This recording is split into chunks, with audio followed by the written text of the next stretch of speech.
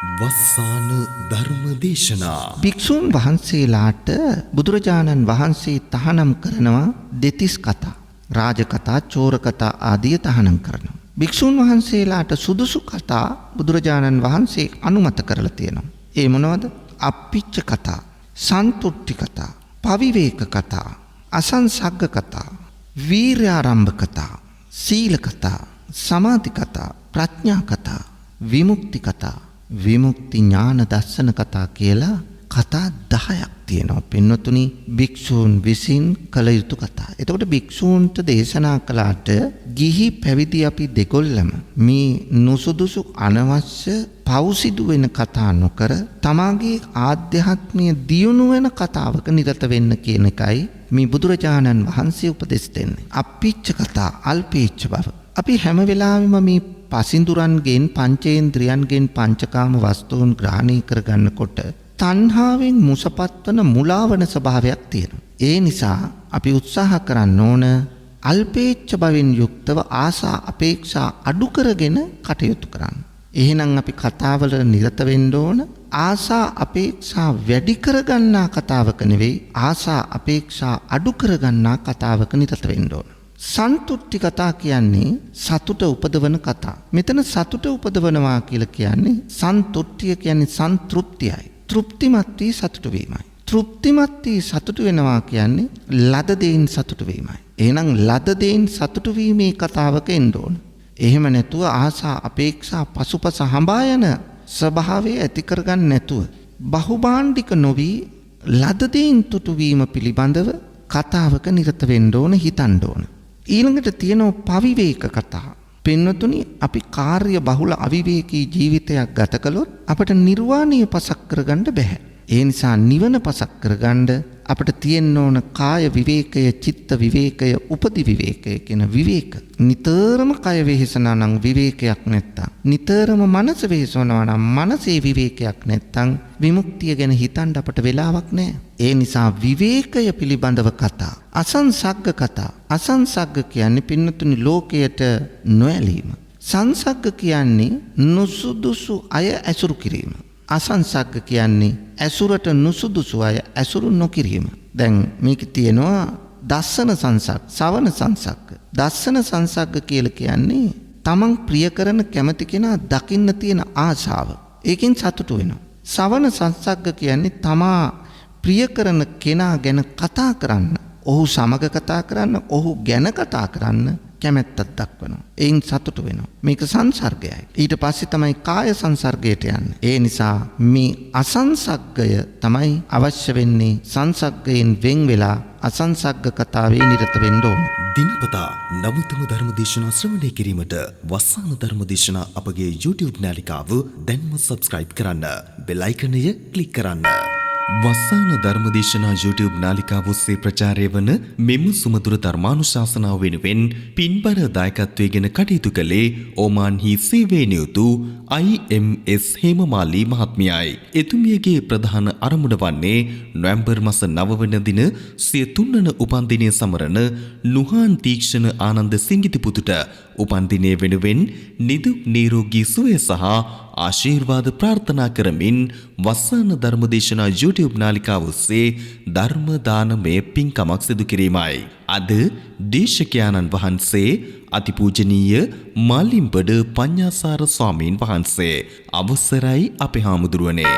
සමන්ත චක්ඛවාලේසු අත්‍රා ගච්ඡන්තු දේවතා සද්ධම්මං මුනි රාජස්ස සුනන්තු සක්ක මොක්ඛදං ධම්මස්සවන කාලෝ අයං භදංතා ධම්මස්සවන කාලෝ අයං භදංතා ධම්මස්සවන කාලෝ අයං භදංතා නමෝ තස්ස භගවතු අරහතෝ සම්මා සම්බුද්දස්ස නමෝ තස්ස භගවතු අරහතෝ සම්මා සම්බුද්දස්ස නමෝ තස්ස භගවතු අරහතෝ සම්මා සම්බුද්දස්ස. ගරුතර මහා සංඝරත්නයන් අවසරයි පින්වතුනි, අද මේ ධර්ම දේශනාවෙහි පුණ්‍යවන්ත වූ දායකත්වයෙන් කටයුතු කරන්නේ ඕමාන්හි සේවයේ නියුතු IMS හේමමාලි මහත්මියයි. හේමමාලි මහත්මියගේ ප්‍රධානතම අරමුණ තමයි නොවැම්බර් මාස 9 වන දින සිය 3 වන උපන්දිනයේ සමරන නුහාන් තීක්ෂණ ආනන්ද සිඟිතිපොතුට සුබ උපන්දිනයක් වේවා, නිදුක් නිරෝගී සුවය ලැබේවායි ප්‍රාර්ථනා කිරීම. ඒක තමයි හේමමාලි මහත්මියගේ ප්‍රධාන අරමුණ. තවත් අරමුණු කීපයක්ම සඳහන් කරලා තියෙනවා. අපි ඒවා ධර්මදේශනාව අවසානයේදී සඳහන් කරලා ආශිර්වාද කිරීම කරමු. එතෙක් බුදු බණ පදයකට අවධානය යොමු කරමු පින්වතුනි. ශ්‍රද්ධාවන්ත පින්වතුනි, මේ ඔබ සූදානම් වන්නේ ලෞතර තථාගත බුදුරජාණන් වහන්සේ විසින් ලෝක සත්‍යය විශේෂෙහි පතල මහා කරුණාවෙන් දේශනා කොට වදාළ සද්ධර්මයෙන් බිඳක් ශ්‍රවණය කරන්න. පින්වතුනි, ධර්ම ශ්‍රවණය කියලා කියන්නේ මේ ශාසනයේ සඳහන් පින්කම් අතර අති විශිෂ්ටතම පින්කම. සියලු දානයන් අභිභවනය කරමින් ධර්ම දානේ ජය ගන්නවා. ඒකට හේතුව අනිත් හැම පින්කමකටම මගහසර පෙන්වා දෙන්නේ ධර්මයෙන් නිසා. පින්වතුනි, බණපදයක් අහනකොට තමයි ධර්මයේ නොදන්න තැන් අපි දැනගන්නේ. දැනගත්ත ධර්ම කරුණු තියෙනවා නම් ඒවා වඩාත් ප්‍රගුණ කර ගැනීමට අවස්ථාව ලැබෙනවා.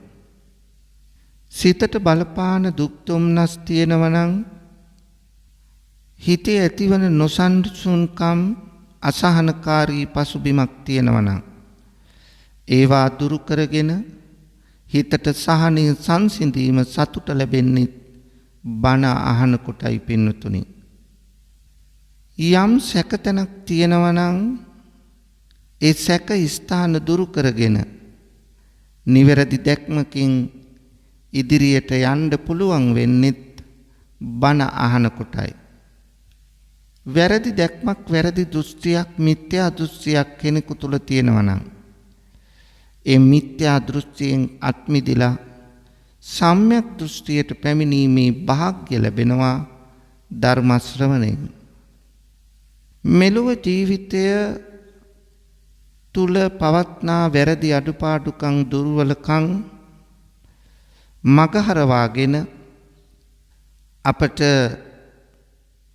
නිවැරදිව ජීවිතය ගතකරන්න, ඒ වගේම පරලොව ආයති භවය වඩාත් සුගතිගාමී ප්‍රතිසන්දියක් ලබන්න අවස්ථාව ලැබෙන්නේ බණ අහනකොට.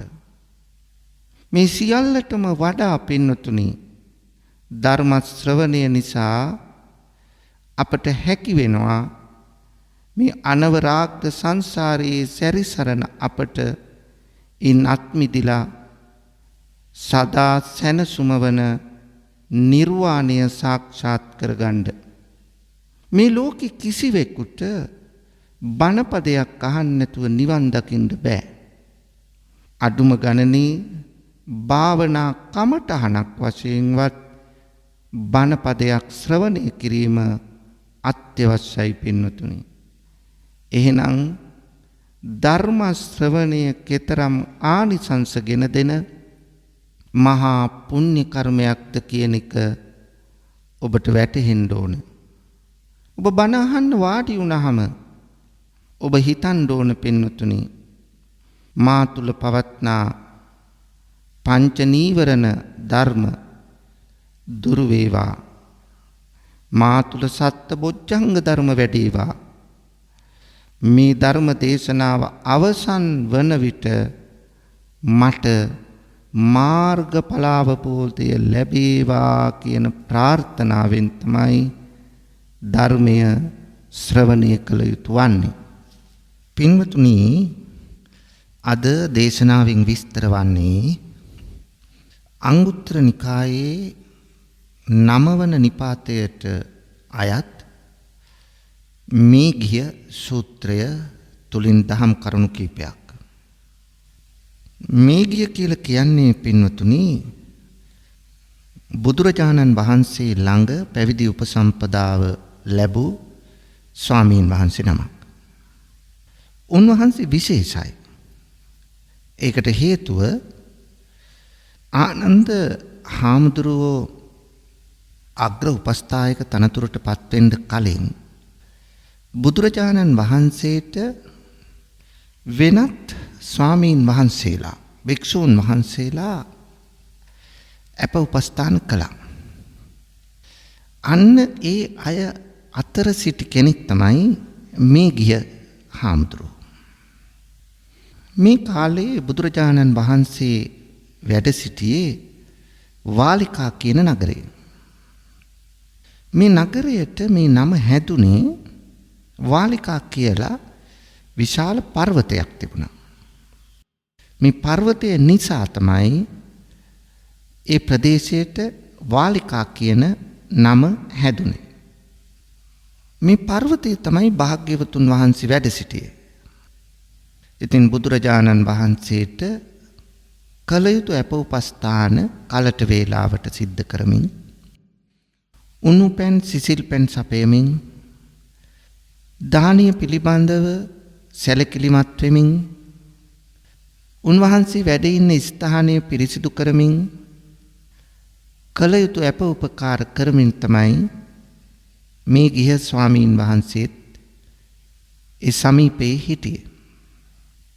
දිනක් මේ ගිය හාමුදුරුවෝ පාන්දරම නැගිටලා බුදුරජාණන් වහන්සේට අප උපස්ථාන කටයුතු කරලා බුදුරජාණන් වහන්සේගෙන් ඉල්ලා සිටියා අවසරයක් ස්වාමීන් වහන්සේ මම අද පිණ්ඩපාතේ යන්න කැමති ජන්තු කියන ප්‍රදේශයට. ඒ නිසා මට ඒට අවසර දෙන්න කියලා. බුදුරජාණන් වහන්සේ අවසර දුන්නා.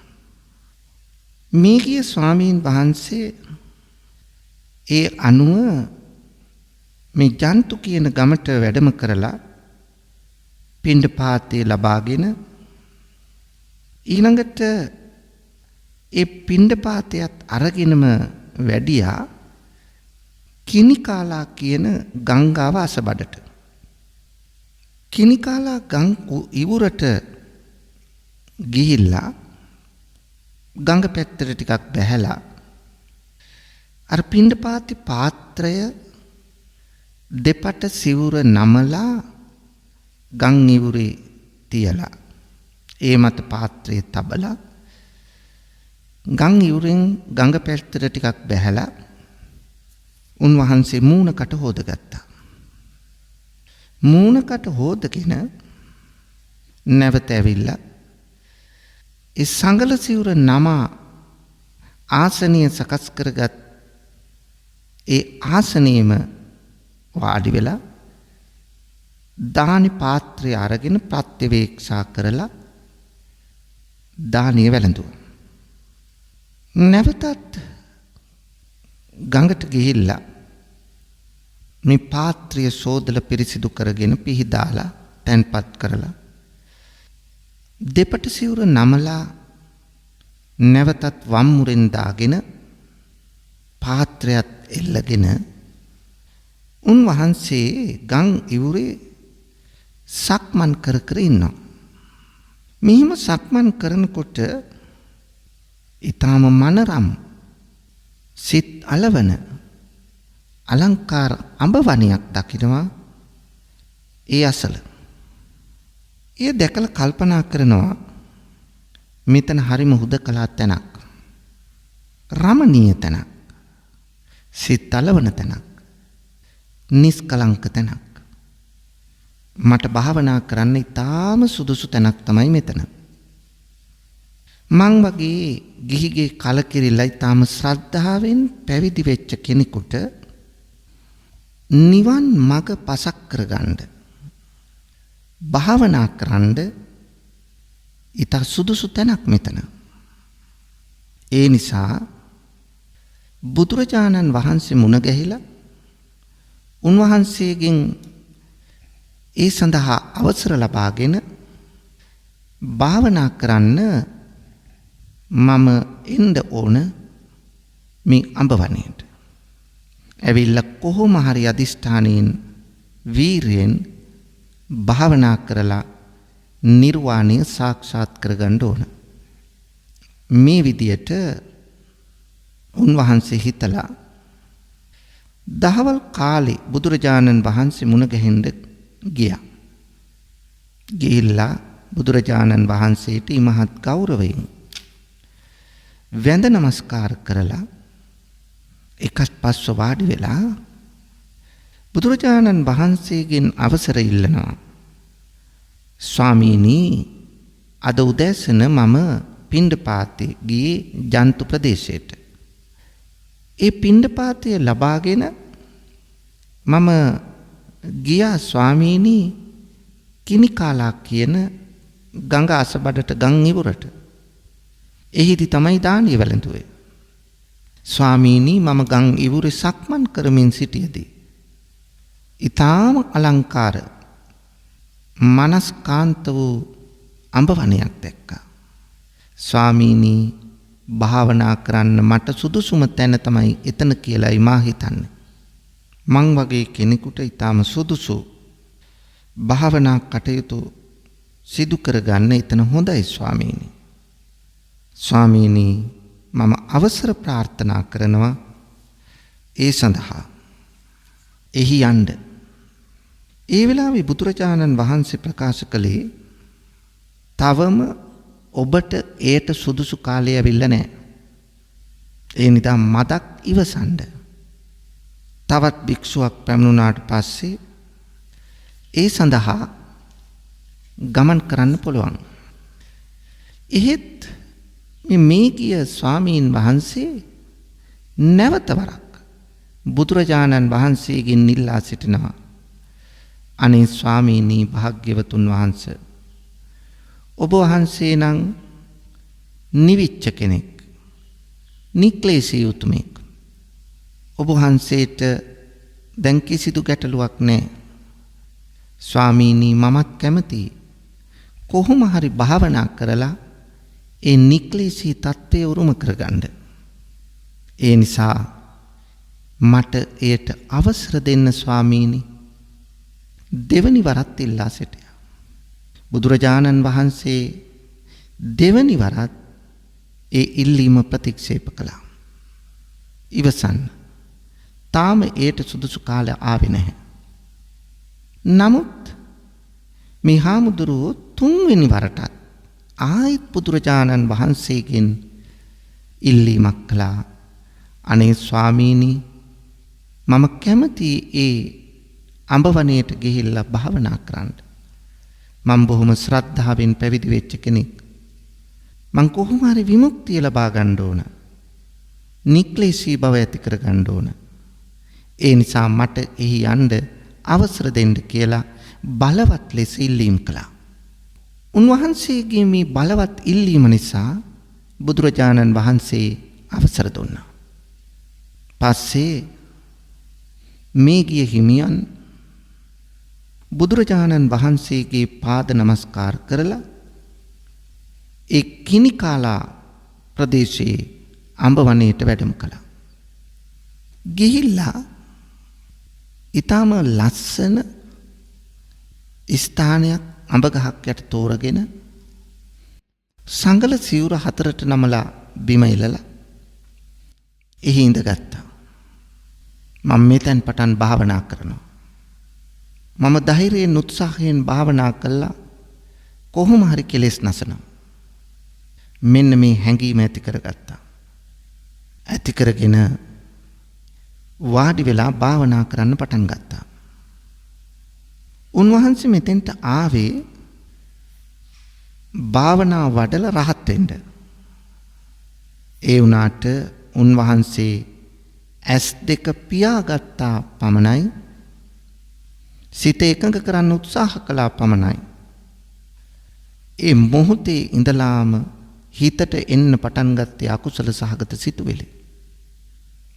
මේ අකුසල සහගත සිතුවිලි හිත ආක්‍රමණය කරන්න පටන් ගත්තා. රාගය, කාමය, ද්වේෂය හිතට එන්න පටන් ගත්තා. හිත රාගයෙන් තෙත් වෙන්න පටන් ගත්තා. කාම විතර්කයෙන් හිත පිරුණා. දේශ සහගත සිතුවිලි, හිංසා සිතුවිලි හිතට එන්න පටන් ගත්තා. දැන් මේ ස්වාමීන් වහන්සේ Taman ගැනම හිතනවා.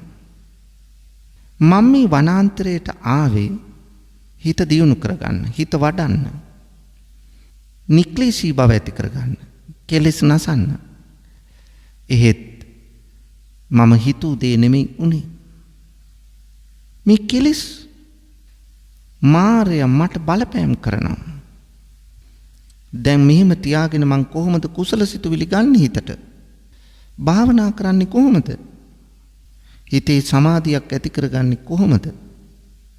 මට ඒකට අවස්ථාව නැහැ. ඒක තමයි බුදුරජාණන් වහන්සේ මට අවවාද කළේ. තාම ඒ අඹවණේට යන්න සුදුසු කාලේ ආවේ නැහැ කියලා. නමුත් මං ඒක පිළිගත්තේ නැතුව තමයි බලවත් ලෙස බුදුහාමුදුරුන්ගෙන් ඉල්ලලා හිතුවක්කාරී විදියට මම මෙතෙන්ට ආවේ. බුදුරජාණන් වහන්සේ මේ தત્ත්වය දකින්න ඇති. ඒකයි මාව එන එකට බාධා කරන්න උත්සාහ කරන්න ඇත්තේ. දැන් ඉතින් කරන්න දෙයක් නැහැ. මට බවුන් වඩන මානසිකත්වයක් නැහැ දැන්.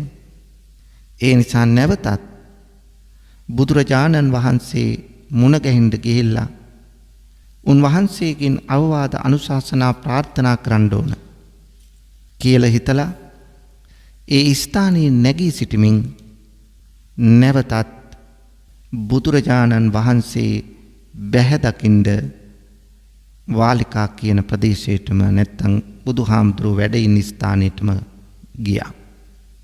ඒ අනුව බුදුහාමුදුරුවෝ හොයාගෙන ආවා. ඇවිල්ලා බුදුහාමුදුරුවෝ ඉදිරියට ගිහිල්ලා උන්වහන්සේට පාද නමස්කාර කරලා පැත්තකින් වාඩි වුණා. වාඩි වෙලා මුල ඉඳලා මේ විස්තරය බුදුරජාණන් වහන්සේට කිව්වා.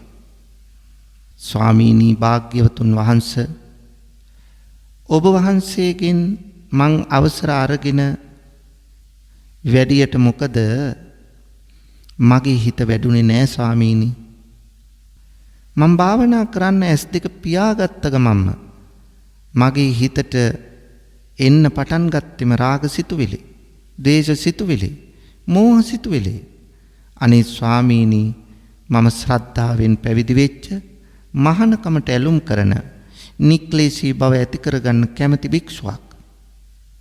නමුත් ඒ ධර්ම මාර්ගය මට දියුණු කරගන්න බැරි වුණා. ඔබ වහන්සේ මට අවවාද කළා දැම්ම එහි යන්න කාලය නෙමෙයි කියලා. එහෙම කියද්දි මං හිතුමනා පිට වැඩම කළත් ඒකේ ප්‍රතිඵලයක් ලැබුණේ නෑ ස්වාමීනි. ආන්න මේ සියලු විස්තරය අසා සිටින බුදුරජාණන් වහන්සේ අන්න එතෙන් පටන් මේ ගිය ස්වාමීන් වහන්සේ අමතමින් බුද්ධ දේශනාව පටන් ගන්නවා. බුදුරජාණන් වහන්සේ එතෙන් පටන් අදාළ ධර්ම කරුණු මේ ස්වාමීන් වහන්සේ අමතමින් ප්‍රකාශ කරනවා. මේ ගිය නිවන සඳහා මෝරපු නැති සිතක් මෝරන්න ඕන කරන ධර්ම කරුණු 5ක් තියෙනවා. දැන් සමහරු හිතනවා අපි බණ අහන්න ඕන නෑ. අපි එකපාරට භාවනා කරාම හරි. ඒ නිසා භාවනා පන්තියකට යන්න ඕන. ගිහිල්ලා මම විදර්ශනා භාවනාව ඉල්ලගෙන කරන්න ඕන. මෙහිම අපි අතරේ බොහෝ අය ඉන්නවා. අනවබෝධය මත එකපාරට භාවනා කරන්න යන පිරිසක්. නමුත් පින්වතුනි, මේ ගිය ස්වාමීන් වහන්සේට බුදුරජාණන් වහන්සේ දුන් අවවාදය අනුව භාවනාවට පෙර ඒ සඳහා සුදුසුකම් ඇති කරගන්න අපේ මනස හදාගන්න පරිසරය සකස් කරගන්න ඕනේ. එහෙම පරිසරය සකස් කරගත්තොත් තමයි අපට පුළුවන් වෙන්නේ පියවරින් පියවර හිත සමාධිගත කරගෙන හිත වඩන්න. එහෙම නැත්නම් එකපාරට කිසිම සුදුසුකමක් නැතුව භාවනා කරන්න ගියාට එහි ප්‍රතිඵල ලබන්න බෑ. එහෙනම් පින්නතුනි, ඔබත් මේන් දැනුවත් වෙන්න ඕන. භාවනාවට ආශාව තිබුණට එකපාරට භාවනා කරන්න ගිහිල්ලා බෑ. ඒ සඳහා අවශ්‍ය කරන මානසික පසුබිම චර්යාත්මක වෙනස ඇති කරගෙන ඉන් පසුව තමයි භාවනා කරන්න ඕන.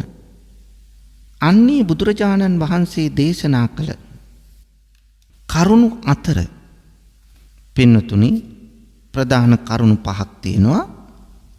පළවෙනි එක තමයි කල්යාණ මිත්‍ර ආශ්‍රය. ඒ කියන්නේ සත්පුරුෂයෙක් ආශ්‍රය කරන එක. සත්පුරුෂයෙක් ආශ්‍රය කරන්න ලැබීම දුර්ලභ ප්‍රතිලාභයක්. ඒ නිසා සත්පුරුෂයෙක් ආශ්‍රය කරොත් තමයි අපි තුලත් සත්පුරුෂ හැඟීම ඇති වෙන්නේ. කවුද මේ සත්පුරුෂයා? ලෝකේ ඉන්න සත්පුරුෂම කෙනා තමයි පින්නතුනි ලෞතර බුදුරජාණන් වහන්සේ. උන්වහන්සේ සත්පුරුෂයෙක් වශයෙන් ලෝකයටම මහා කරුණාවෙන් මහා ප්‍රඥාවෙන් පිහිට වුණා. ලෝක සත්‍යයෙන් සසර දුකින් අත මුදවන්නට උන්වහන්සේගේ සමස්ත බුද්ධ කාලය කැප කළා. ලෞකික වශයෙන් ලෝකෝත්තර වශයෙන් පුද්ගලයා තුල දියුණුවක් ඇතිකරන්න අපමණ වෙහෙසක් ගත්තා. ඒ නිසා බුදුරජාණන් වහන්සේ පෙන්වා දෙනවා සත්පුරුෂයා කෙනෙකුට දුකක් ඇති වෙන වෙලාවේ ඒ දුක බෙදා ගන්න, සතුට සමසේ භුක්ති විඳින්න කැමති වෙන කෙනෙක්. සත්පුරුෂයෙක් කවදාවත් අන්‍යයන්ගේ ගුණදොස් විවේචනය කරමින් කෙනෙකුට නිඳා කරන්න, අපහාස කරන්න, උපහාස කරන්න පෙළඹෙන කෙනෙක් නෙවෙයි. ඒ නිසා හැම මොහොතකම අන් අයට අනුකම්පාවෙන් කටයුතු කරන, හරි වරද පෙන්වලා දෙන, කෙසේ හෝ ධර්ම මාර්ගයට තව කෙනෙක් ගන්නට උත්සාහ කරන ගුණවත් ආදර්ශ සම්පන්න චරිතයක් ඇති කෙනෙක් තමයි සත්පුරුෂයා.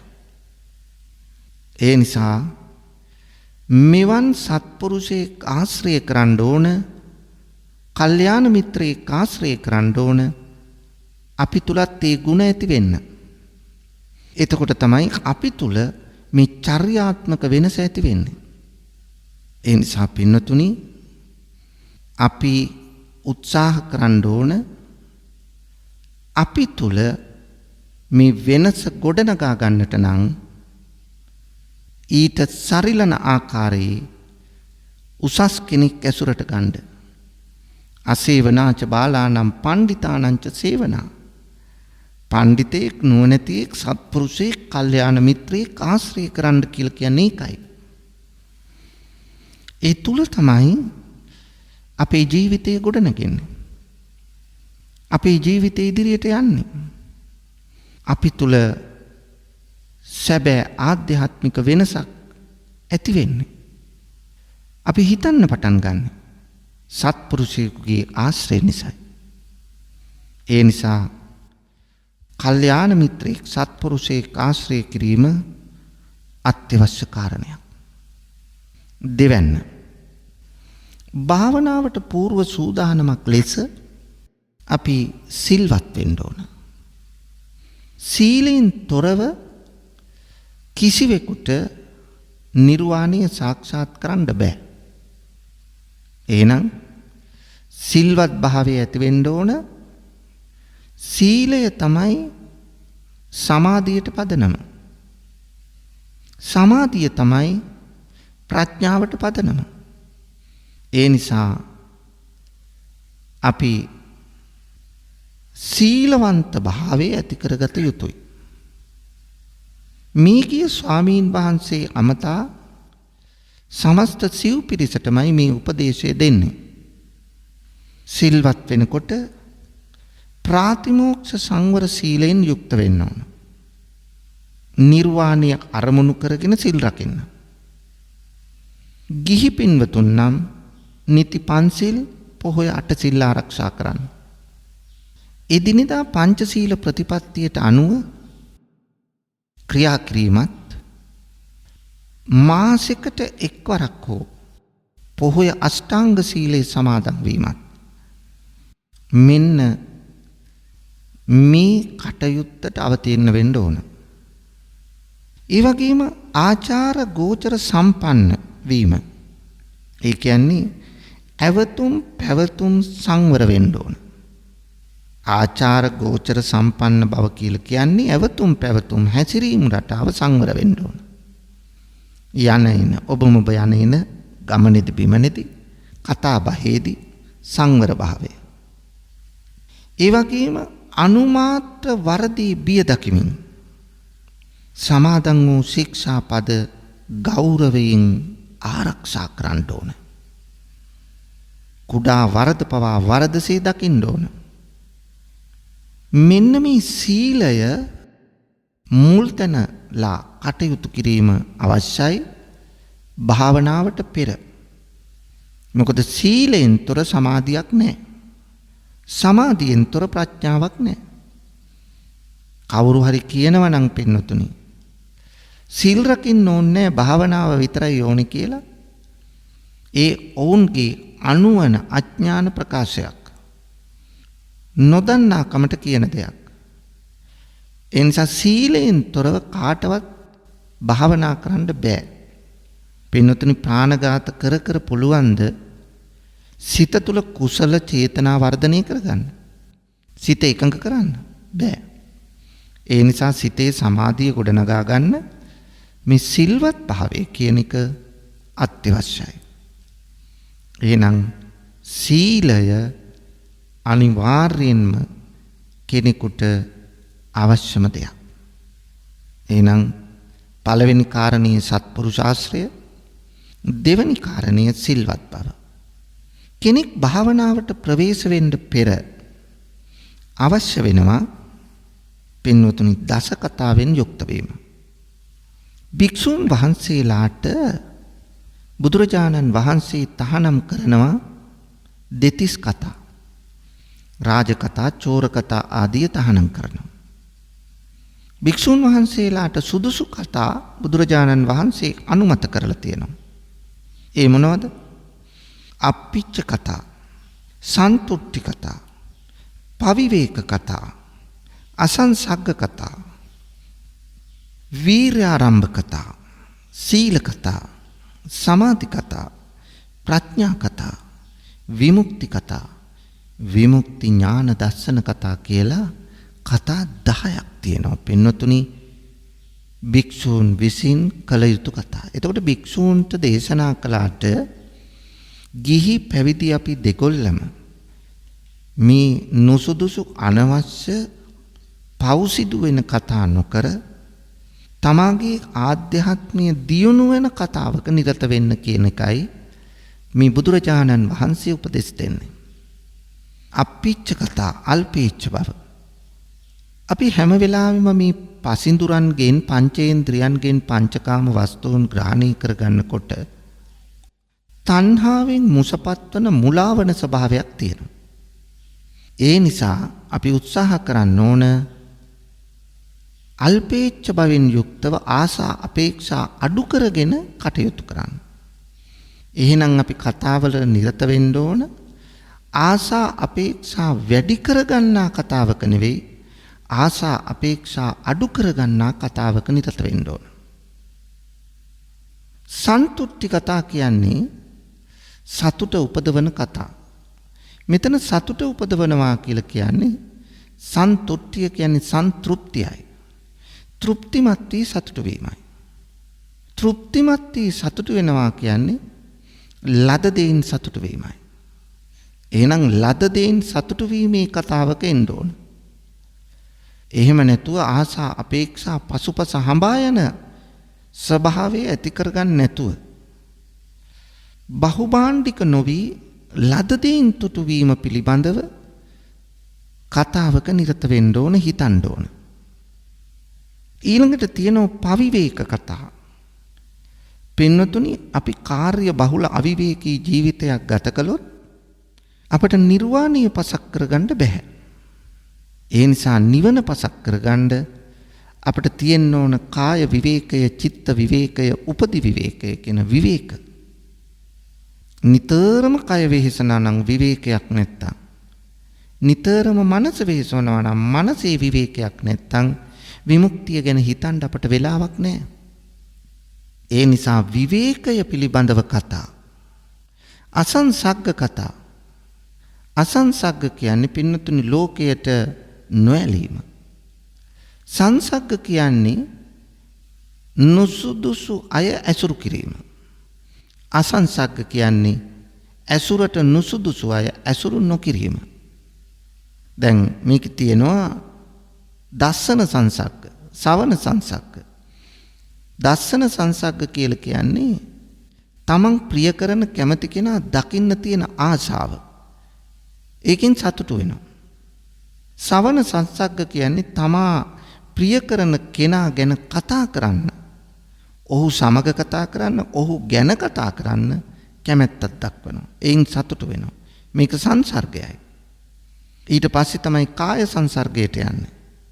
ඒ නිසා මේ අසංසග්ගය තමයි අවශ්‍ය වෙන්නේ සංසග්ගයෙන් වෙන් වෙලා අසංසග්ග කතාවේ නිරත වෙන්න ඕන. පස්වෙනි එක තමයි වීරිය කතා. වීරිය පිළිබඳව වීරිය ආරම්භ කිරීම, වීරිය වර්ධනය කර ගැනීම, වීරියෙන් යුක්තව බහුන් වැඩීම, වීරියෙන් යුක්තව ආධ්‍යාත්මික සංවර්ධනය ගොඩනගා ගැනීම මේ පිළිබඳවයි කතා වෙන්න ඕන. එතකොට අපේ සිත භාවනාවට සුදුසුයි. භාවනාවට සූදානම්. එහෙම නැත්තම් භාවනාවට සූදානමක් නැත්තම් අපි කොහොමද භාවනා කරන්නේ? ඊළඟට සීල කතා, සීලය ගැන කතා කරන්න ඕන. අපි සිල් රකින්න පිළිවෙල, නිති පන්සිල්, පොහොය අටසිල්, භික්ෂූන් වහන්සේලාට නම් සාමණේර සීලය, උපසම්පදා සීලය මේ ආරක්ෂා කර ගැනීම පිළිබඳව අපි නිතර අවධානය යොමු කරන්න ඕන. ඊළඟට සමාධි කතා, චිත්ත ඒකාග්‍රතාව කොහොමද ඇති කරගන්නේ? මේ සිත එකඟ කරගෙන කොහොමද අපි ඉස්සරහට යන්නේ? ඒ පිළිබඳවයි. ඒකට තියෙන පලිබෝධ මොනවද? ඒකට තියෙන බාධා මොනවද? ඒවා මැඩගෙන කොහොමද ඉස්සරහට යන්නේ? මේ පිළිබඳවයි පින්නතුනි අපි අවධානය යොමු කළ යුතු වන්නේ. පඤ්ඤා කතා. ඊළඟට ප්‍රඥාව පිළිබඳව කතාව. ප්‍රඥාව ඇති කර ගැනීම. ඊළඟට විමුක්තිය. ඊළඟට විමුක්ති ඥාන දර්ශන කතා. මේ දස කතාවෙන් යුක්ත වන්නේ නම් පින්නතුනි අන්නේ කෙනාට සමස්ත පරිසරයම සකස් වෙනවා භාවනාවට අවශ්‍ය. එහෙම නැතුව හිතුවක්කාරී ලෙස එකපාරට බවුන් වඩන්න යන්න එපා. මොකද මේගිය ස්වාමීන් වහන්සේගේ මනසට ඇති වෙච්ච දේවල් අපේ මනසටත් ඇති වෙන්න පුළුවන් නිසා. ඊළඟට හතරවෙනි කාරණේ තමයි ආරද්ධ වීරිය. නොපසුබස්නා වීරිය. අතහැරලා යන වීරියක් නෙවෙයි. පියවරින් පියවර ඉදිරියට යන වීරිය. මේක ඇති කරගත්තොත් මේක නවත්තන්න නැතුව වීරිය ඉදිරියට තියෙන්න ඕන. ඒ වීරිය නැතුව අපට කවදාවත් විමුක්තිය සාක්ෂාත් කරගන්න බෑ. දැන් බෝධිසත්වෝ වීරිය පාරමිතාවක් පිරුවා බෝසතාණන් වහන්සේ කාලේ. ආකාර 3කින්. ඊළඟට පින්වතුනි ප්‍රඥාවෙන් යුක්ත වෙන්න ඕන. ඒ කියන්නේ පංච උපාදානස්කන්ධය ඇතිවීම නැතිවීම පිළිබඳව දැනීම. මෙන්න මේ කාරණා පහෙන් යම් කෙනෙක් යුක්ත වේද, කල්යාණ මිත්‍රාශ්‍රය, සීලවන්තභාවය, දසකතාවෙන් යුක්ත වීම, ආරද්ධ වීරිය ඇති කර ගැනීම, ප්‍රඥාවෙන් යුක්ත වීම කියන මෙන්න මේ කාරණා පහෙන් සමන්විත වන්නේ නම් ඔහු භාවනාවට සුදුසු කෙනෙක්. මේ කාරණා පහ පමණක් නෙවෙයි බුදුරජාණන් වහන්සේ මේ ගිය හාමුදුරුව අමතා තවත් කාරණා 4ක් පිළිබඳව දේශනා කළා. මේ කාරණා 4 මේ කරුණු 4ත් වඩන්න කියලා. මොනෝද මේ කරුණු 4? රාගය දුරු කිරීම පිණිස අසුභය වඩන්න. රාගය දුරු කරන්න නම් වඩන්න ඕන අසුභයයි. ද්වේෂය දුරු කරන්න නම් වඩන්න ඕන මෛත්‍රියයි. හිතේ විතක්ක ਵਿਚාර සංසිඳු වීම පිණිස හිත විසිරීම නැවැත්වීමට වඩන්න ඕන ආනාපාන සතියයි. අස්මිමානය මගේකම ආත්ම සංකල්පයේ දුරු කරන්න වඩන්න ඕන පින්තුනි අනිච්ච සංඥාවයි. එහෙනම් අසුභ භාවනාව, මෛත්‍රී භාවනාව, ආනාපාන සති භාවනාව, අනිච්ච සංඥාව මෙන්න මේ 4ත් වඩනවා නම් පින්තුනි ඔහු භාවනාවට ඊටාම සුදුසු කෙනෙක්. එහෙනම් මේ ගිය හාමුදුරුවෝ මේ අනුශාසනාව අවසන් වෙනකොට තමන්ගේ මනස ඊටාම දියුණු තැනකට ගෙනාවා.